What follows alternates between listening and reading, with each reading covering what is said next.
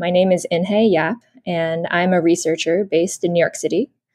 Broadly speaking, I work across both art history and anthropology, thinking about the many ways they intersect, particularly through ethnographic methods and photography.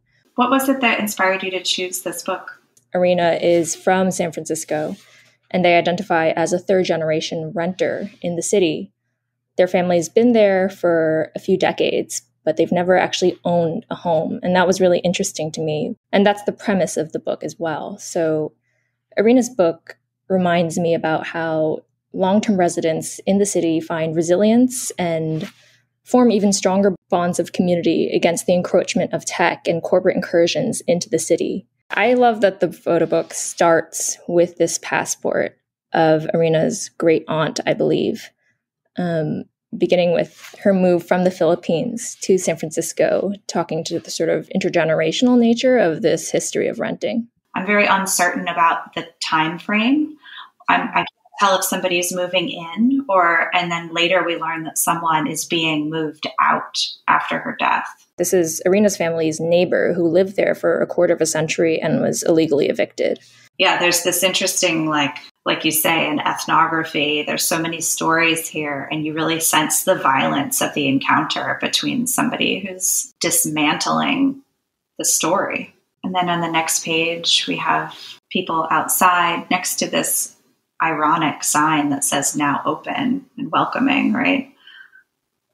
Yeah, and the contrast between the two houses and the way they're split across the page is really interesting as well. I mean, that's what I loved about San Francisco, always the brightly colored painted houses and the care that people take in choosing colors and making it spark. I'm from New York, and so the contrast was really nice. And again, it's another fantastic layout choice to have the open door next to the closed door. And, earlier we had the refrigerator door with the intent to vacate notice on it. And now we have a picture of a family. And this image reminds me of so many things. There's a renter making this space their own. And on the other side, which in this layout feels like just the other side of the wall, you have an empty apartment with nothing left in it. This pair was really moving to me. Maybe we should pause here and just mention that this book is so full of other perspectives, whether it's an interview with the photographer Janet Delaney and looking back at Delaney's photographs of San Francisco from the late 1970s and early 1980s in the Soma district, to the images at the end and all of the descriptive captions. I think Alejo has really intended this to be an educational artifact, as well as, like you're describing, a piece of anthropology or ethnography. Yeah, I love this pairing here. And I think what we're seeing in the book now is there's a slow intimacy to the streets, right? We started off with these kind of very impersonal objects of, vacated lots and streets. And now in the last few pages, we're kind of seeing people's laundry or just hanging clothes, photographs, things like that. So those are coming more into the fore. And I like that transition here. Yeah, and here on the left is, again, that undercurrent of transformation and movement and the houses. I can sell your home in 5 days.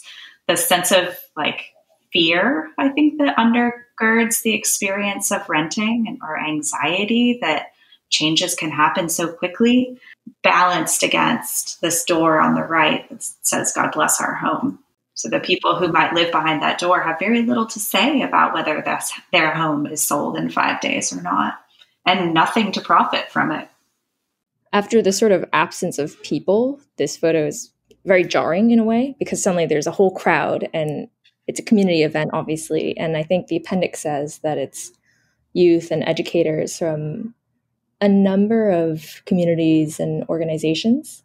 Mm-hmm. And they're celebrating the historic win of protecting Victoria Manalo Jarvis Park from a luxury housing development.